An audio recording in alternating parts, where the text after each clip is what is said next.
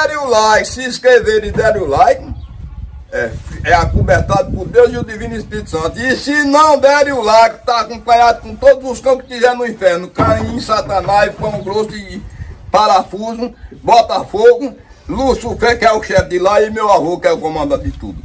Botar para arrombar em vocês, tudo aí. Watching Robocop when I was entirely too young to do so is one of the most indelible experiences of my childhood. Surprisingly, for such a violent movie, they wasted no time capitalizing on its success with toys, a cartoon, seriously, and video games. The Robocop NES game was full of flaws, but I still wanted to like it for some reason. I cannot say the same for its sequel. Robocop 2 is just as bad as the movie it is based on, and probably worse because you are playing it. I hated every moment with this one. Robocop 2 changes genre from a straightforward action game to surprisingly a platformer. Those that remember the original recall Murphy's slow walk as he was glued to the ground and had to manage exploration with his limited power and energy. Those elements are gone as Robocop now leaps like Mario and slides around like he was gifted a pair of roller skates. With his newfound freedom of movement, you would think the game would be more exciting, but it is anything but. Compared to the previous game, Robocop 2 is not as simple. The goal in every level is to destroy a certain amount of the nuke drug and arrest at least 60% of the criminals too. As cool as it sounds, you apprehend criminals by simply walking into them. Amusingly, some levels task you with saving civilians, although the game still refers to it as arresting criminals. I guess that shows how little they cared about the game. Failure to complete enough of either objective will send you to the shooting range, where you are tasked with destroying a set number of targets. Fail twice and you are sent back 2 levels. These become progressively more difficult to discourage players who want to run through the stages, not that it is even possible. The goal-oriented level design is not bad in and of itself.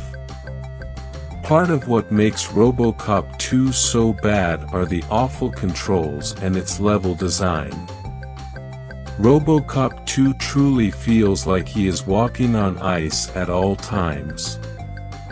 If that wasn't bad enough, the game tries to incorporate precision platforming like Mega Man, but falls on its face. Between the controls and the confusing level design, it is awful.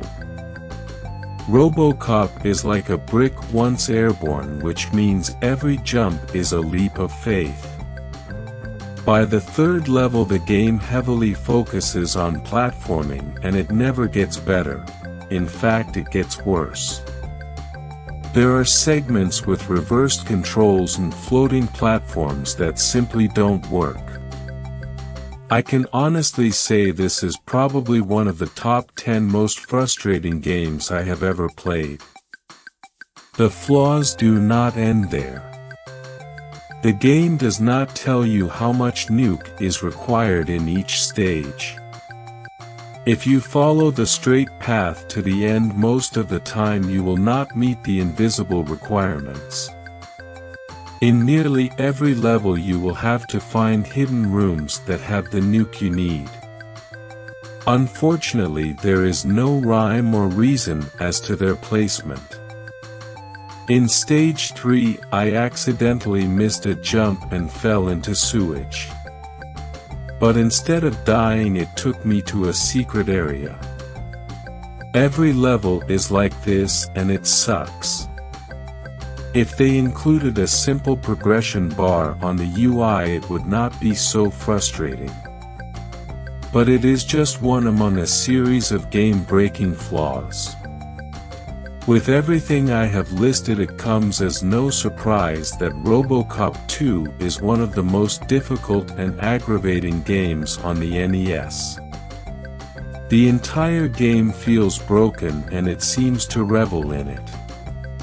Sudden enemy spawns that equal instant death. Check.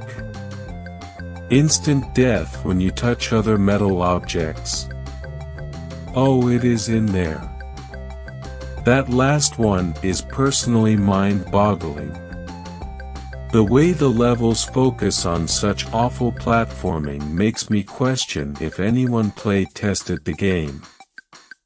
I am struggling to think of anything positive to say, and I can't. The first game on the NES made good use of the NES limited color palette to convey the decrepit streets of Detroit. Robocop 2 goes in the opposite direction and looks like a literal clown show half the time.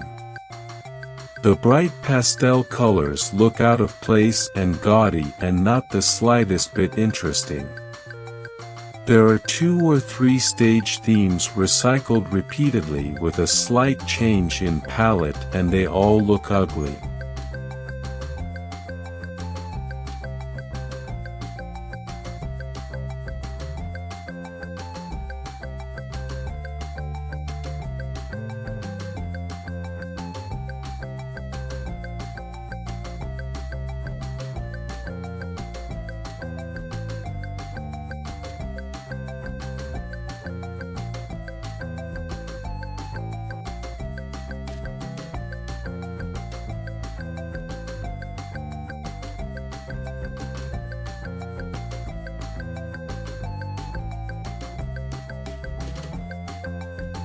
Ocean retained the Robocop license for all of the subsequent console and computer versions, none of which were very good. Data East, however, was still able to create a sequel, solely for the arcades. It's based on the second movie, of course, as Robocop has to track down the evil Kane, a drug dealer whose brain has been implanted into a massive robot. The game is a combination of a belt-scrolling beat-em-up and a run-and-gun. Robocop is always equipped with a pistol, with 2 separate buttons for shooting right and left. He can also punch and body slam enemies if he gets close enough, and there are a handful of other weapons too, like bazookas. The stages are broken up with a few sections where Robocop turns towards the background and fires at approaching bad guys. These segments are reminiscent of gallery shooters like Cabal. There are also a few bonus stages which take place in a first-person perspective, as you ride a police cruiser down the highway and target enemies. Most of the game is spent shooting random street punks, though one level takes place in a drug manufacturing plant, where the vile substance effectively turns the bad guys into zombies.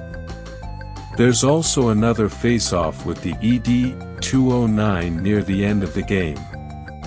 Nearly the entire final level is spent in an epic battle with Kane, as you chase him through a building, onto the roof, pile-drive him down back to the ground, and then finally destroy him on the city streets. It's a great set piece, but it's also the most tedious part of the game. Boss battles like this are frustrating, since you need to jump and hit a weak point to damage them, which makes you an easy target. It also takes forever since you need to beat him 4 times.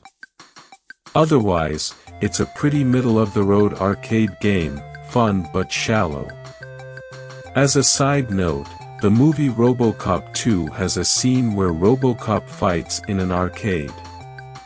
All of the cabinets are Data East titles, including Sly Spy, Bad Dudes, Midnight Resistance, and Kung Fu Master, which is technically an IRAM game, but was distributed by Data East in North America.